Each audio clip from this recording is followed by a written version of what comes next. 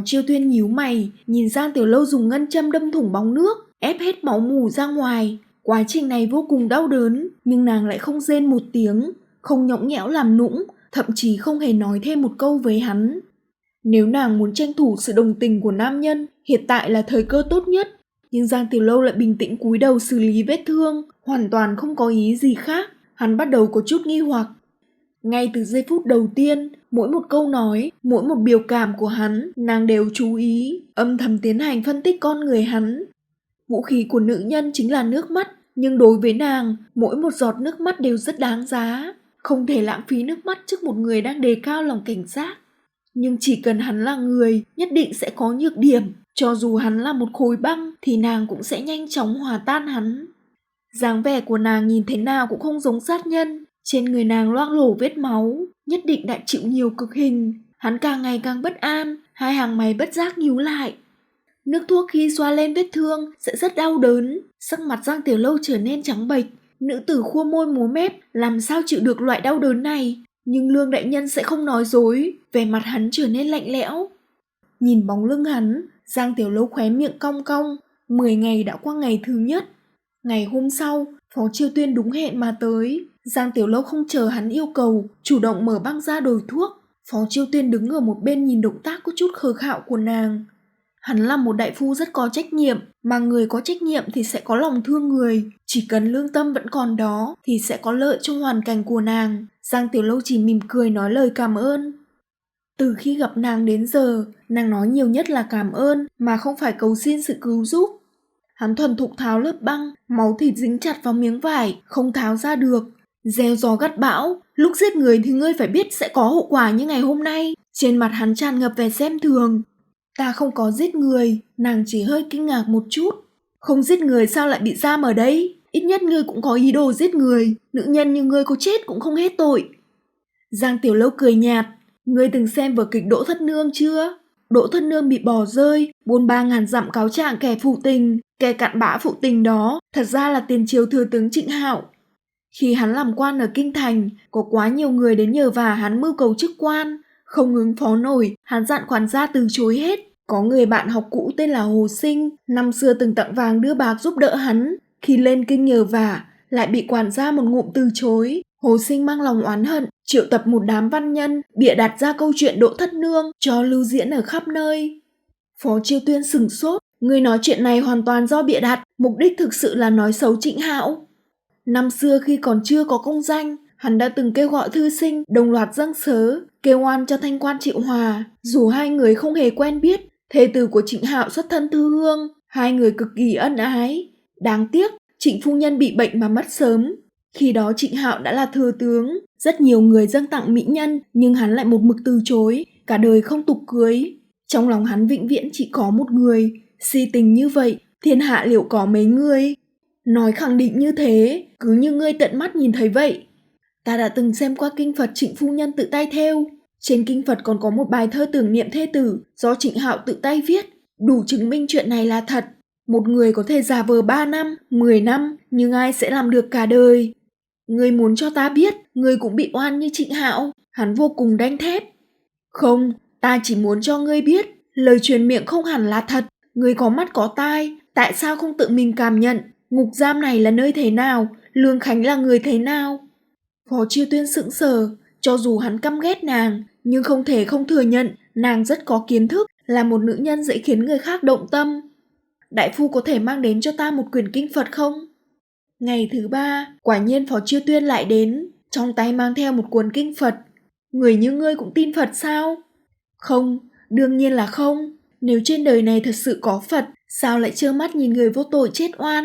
Nàng từng rất tin Phật, nhưng sau khi xảy ra chuyện, nàng không bao giờ chạm vào những thứ vô dụng như thế nữa. Phật tổ quá bận, không thể che chở cho tất cả chúng sinh. Nàng nhất định phải dựa vào chính mình, chỉ có thể dựa vào chính mình. Phó Chiêu Tuyên yên tĩnh nhìn nàng, ngón tay nàng vuốt ve từng chữ. Nàng không nhìn vào sách mà vẫn thuộc từng câu. Có thể nàng chỉ đang tìm kiếm sự bình tĩnh từ kinh Phật, chứ không phải thật sự cần đến sách. Giống như chuỗi Phật châu hắn mang theo, chỉ là một loại tượng trưng cho tín ngưỡng. Đánh cược 10 ngày, đã qua ngày thứ 3. Giang Tiểu Lâu lặng lẽ đọc kinh Phật, ngay cả lúc ngủ cũng phải đặt bên gối. Tư Tốt nhiều lần cười nhạo, Dẫu có đọc cả ngàn lần thì sức khỏe của nàng cũng ngày càng kém hơn. Sốt cao không ngừng, thậm chí bắt đầu ho khan. Nàng đã không thể ăn, chỉ có thể uống chút nước và cháo loãng. Nghiêm Phượng Nhã thật sự sợ hãi cho mời Phó Chiêu Tuyên, nhưng lần này hắn lại tìm lý do từ chối. Khóe môi Giang Tiểu Lâu hơi nhếch lên. Phó Chiêu Tuyên không đến, nếu không phải thật sự bận thì chính là đang tìm lý do để né tránh. Hắn đang sợ hãi. Nói cách khác, kế hoạch của nàng đã thành công một nửa. Ngày thứ 5, Phó Chiêu Tuyên sắc mặt trắng bệch, đôi mắt tựa hồ có chút mê man. Nghe nói ngươi họ Giang, Giang Thừa Thiên là gì của ngươi? Đó là phụ thân đã mất của ta. Kinh Triệu Doãn che giấu thân phận của nàng rất kín, mọi người trong ngục cũng bàn tán xôn xao, lại không có ai thật sự biết được lai lịch thật sự của nàng. Hắn giả vờ lấy được thông tin từ Nghiêm Phượng Nhã, sai người hỏi thăm.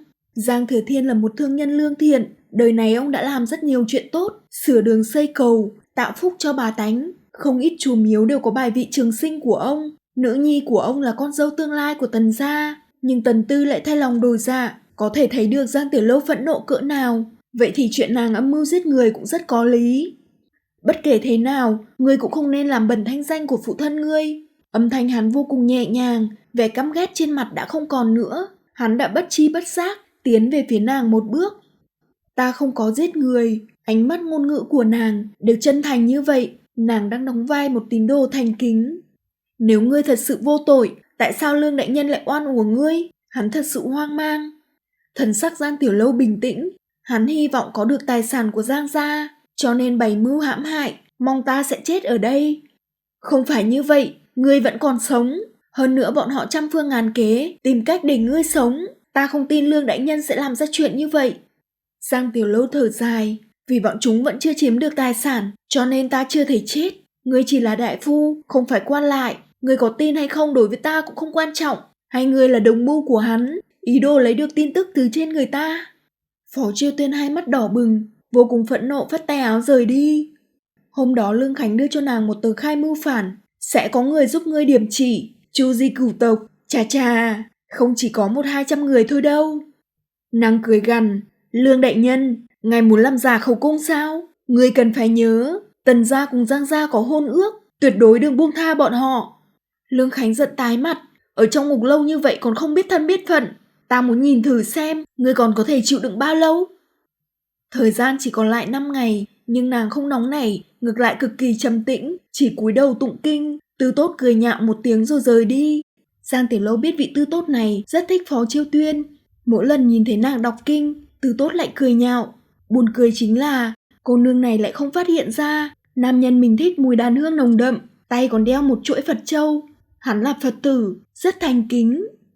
Ngày thứ 6, Phó Chiêu Tuyên lại đến, sắc mặt hắn càng ngày càng tái nhợt.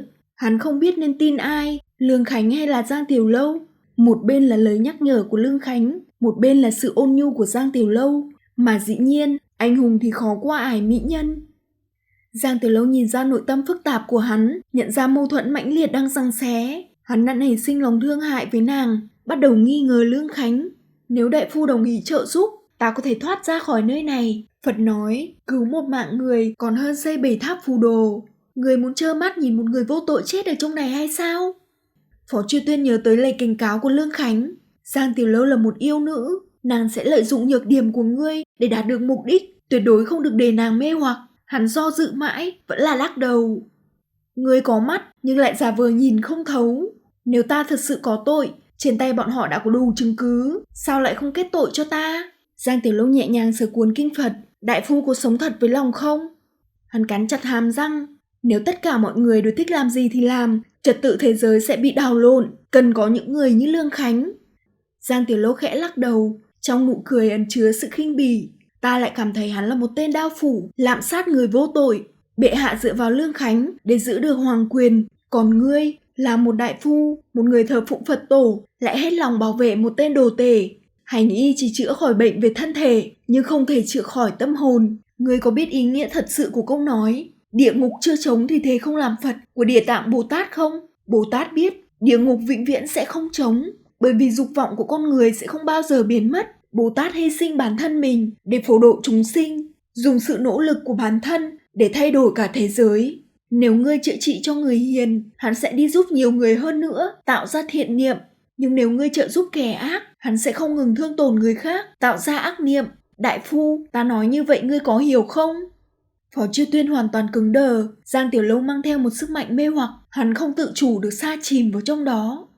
Muốn một người bỏ xuống đồ đao không phải chuyện khó, nhưng muốn hắn thay đổi lập trường, quả thật là một chuyện vô cùng khó khăn. Hắn căm ghét nữ nhân, nhưng lại tin Phật. Giang Tiểu Lâu lợi dụng điểm này, đánh vỡ vỏ bọc của hắn. Nàng tìm được nhược điểm trong nội tâm hắn, từng chút một ảnh hưởng hắn, cảm hóa hắn, dao động hắn, cuối cùng khống chế tư tưởng của hắn. Nàng giống như một con nhện gian xảo, dùng những sợi tơ chắc chắn, cuốn Phó Chiêu Tuyên vào trong lưới của mình, vì đạt được mục đích mà không từ thủ đoạn. Phó Chiêu Tuyên cật lực khắc chế chính mình, hắn đang chữa trị cho một tên đao phủ, một kẻ lạm sát người vô tội. Suy nghĩ này khiến hắn cảm thấy cả người tê dại.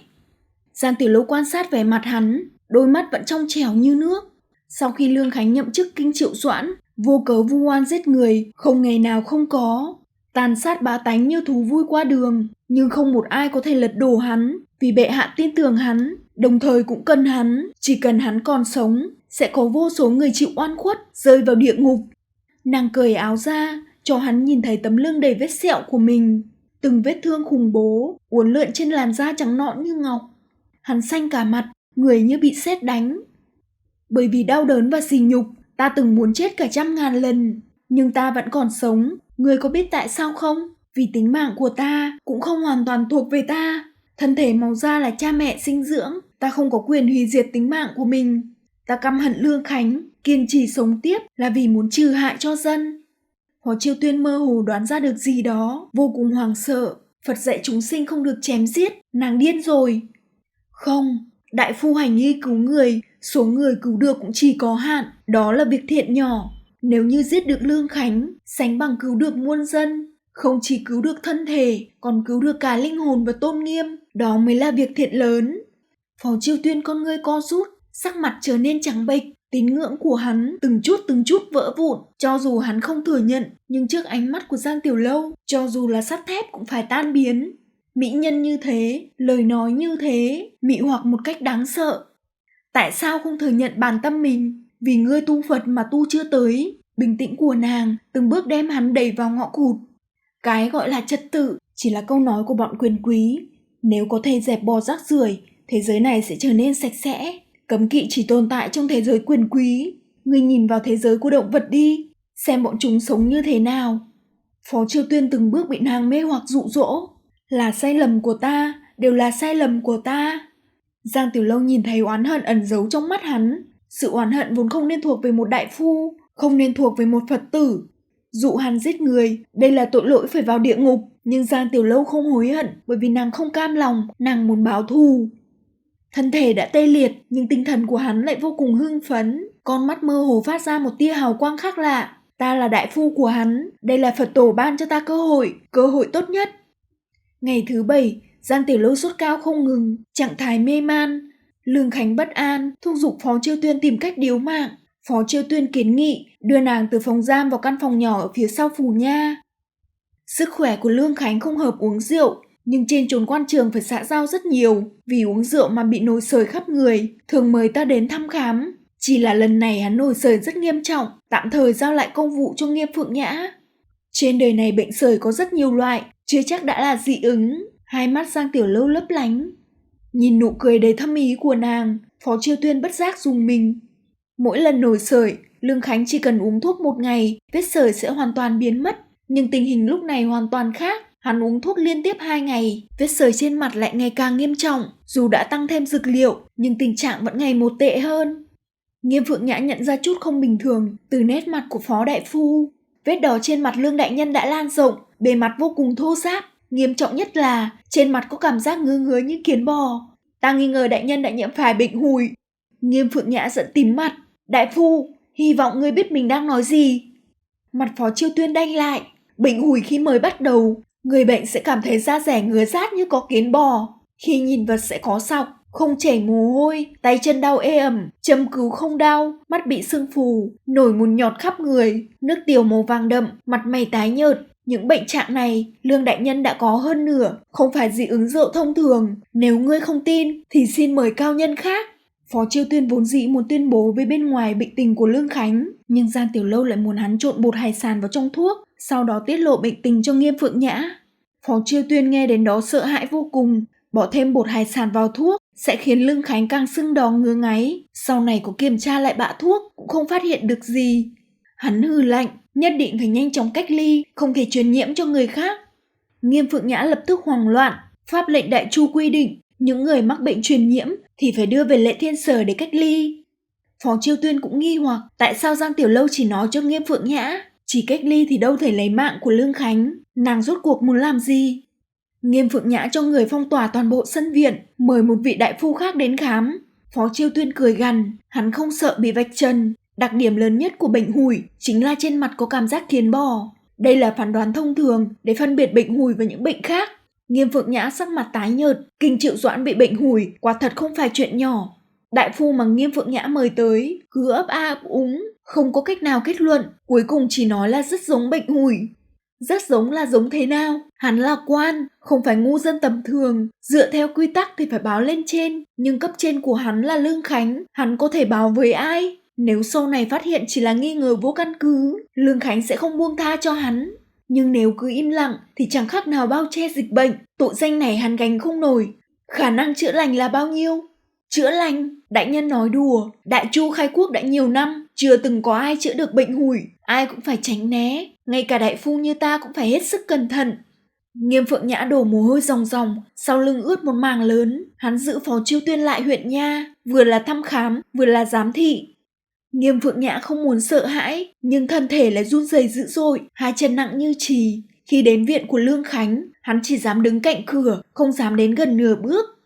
Lương Khánh ngồi ở đầu giường, ánh mắt lạnh lùng, tâm trạng vô cùng cáu bẳn. Mấy ngày này hắn vô cùng thấp thỏm, ngày đêm bất an. Chứng bệnh nho nhỏ này hắn thường hay mắc phải, ít ngày là khỏi, vốn không để ở trong lòng. Nhưng lần này hắn lại có cảm giác không tốt lắm. Nhớ theo dõi Giang Tiểu Lâu, không được lơ là cảnh giác. Nha đầu này vô cùng giàu hoạt, chậm sẽ sinh biến, ngươi phải tốc chiến tốc thắng.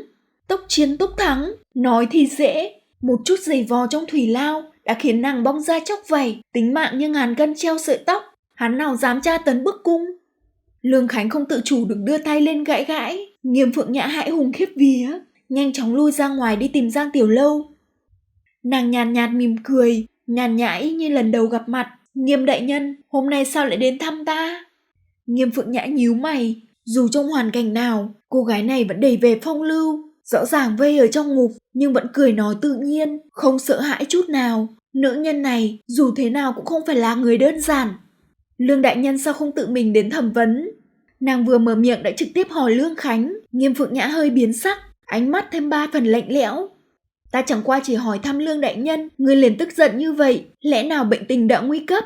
Nàng chỉ dùng 2-3 câu đã thăm dò được hắn. Nghiêm Phượng Nhã dùng mình, chẳng lẽ Phó Chiêu Tuyên đã tiết lộ cái gì? Không, Phó Chiêu Tuyên sẽ không dám nói lung tung. Hắn giả vờ trấn định, Lương đại nhân thân thể an khang, ngươi không có tư cách hỏi đến, đừng nên nhiều chuyện.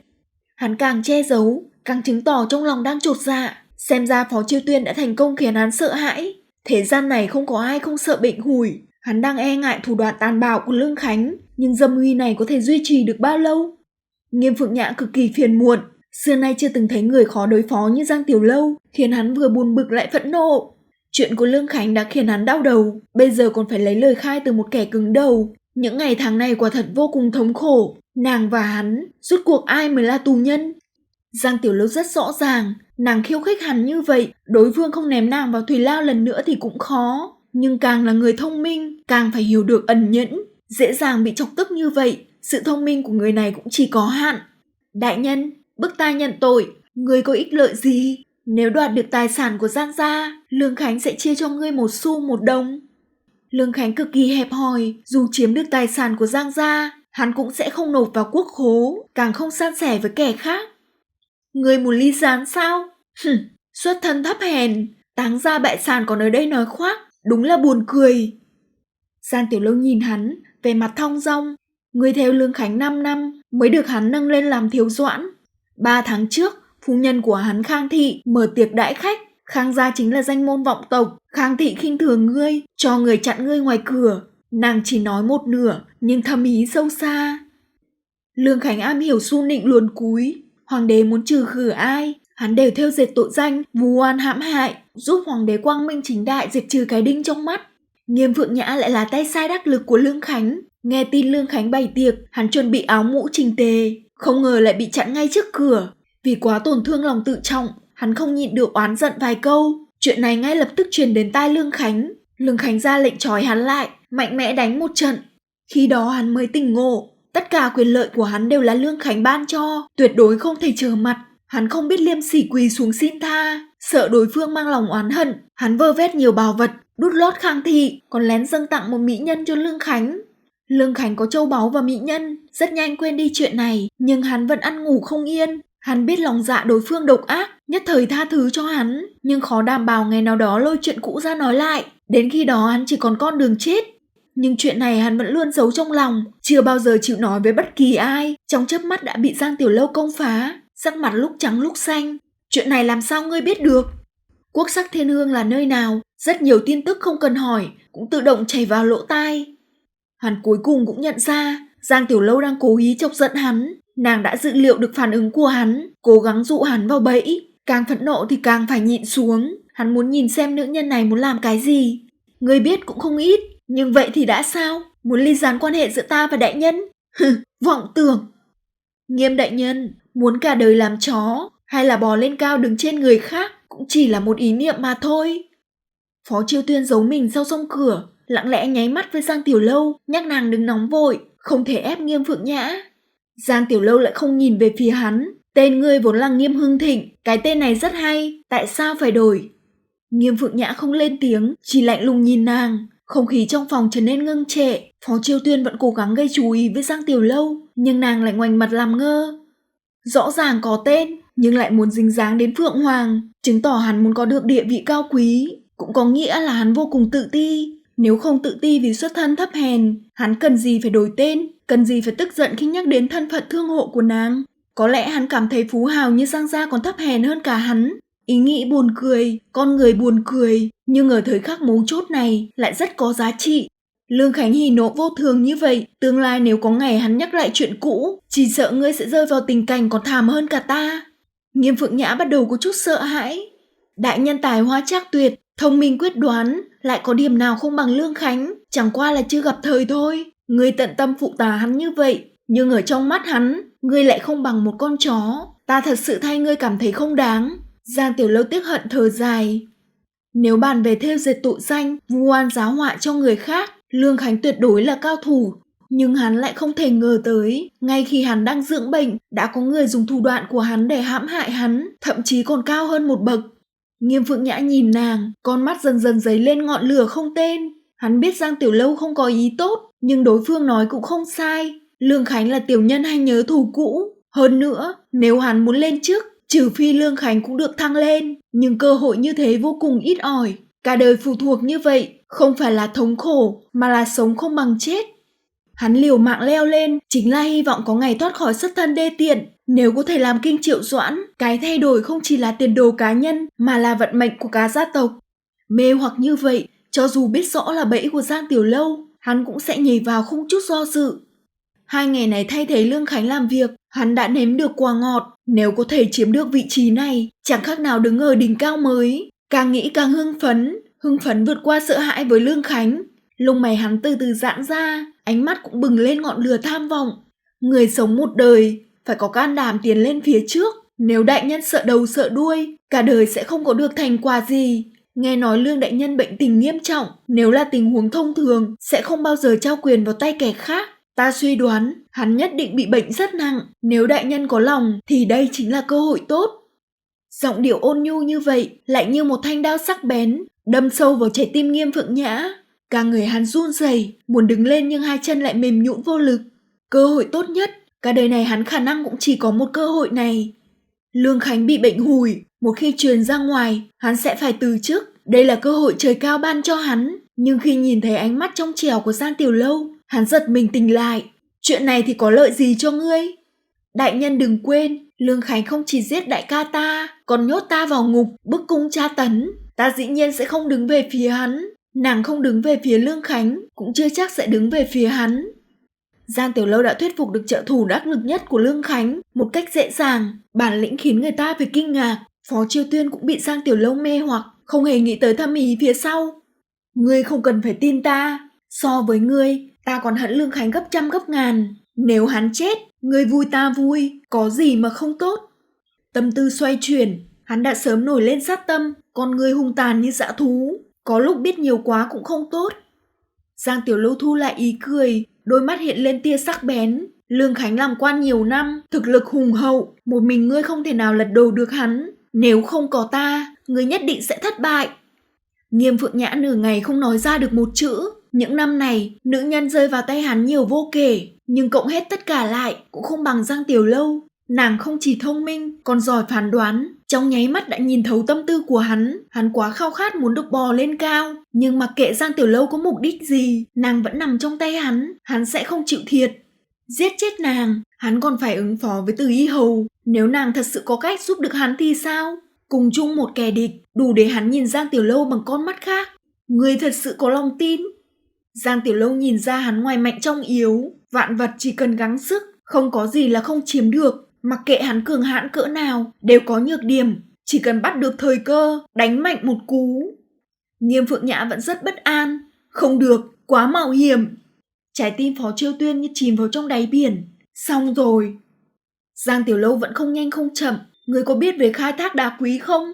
Phỉ thúy mới được khai phá, có một lớp phong hóa bao bọc xung quanh, không thể biết được bên trong là tốt hay xấu. Khai thác đá như đánh cược sinh mạng, sau khi mua về một đao xẻ ra, nếu phẩm chất tốt thì giá trị liên thành, nếu xấu thì không đáng giá một xu. Một viên đá có thể giúp người ta phất lên, cũng có thể khiến người ta táng ra bại sản. Đây là trò chơi điên cuồng nhất, kích thích nhất, tàn khốc nhất dành cho những kẻ mạnh. Đao phá đá lóe lên một cái rồi biến mất, thứ cắt ra không chỉ là đá, mà còn là tim người. Nghiêm đại nhân, thân là người khai thác đá, phải có tinh thần khiêu chiến, lòng can đảm hơn người, còn phải có kinh nghiệm phong phú và thực lực, không phải ai cũng làm được. Phó Chiêu Tuyên nhìn thấy mặt Nghiêm Phượng Nhã đỏ lên một chút, đôi mắt nổi lên ánh sáng rực rỡ, hắn đang bị Giang Tiểu Lâu thuần hóa.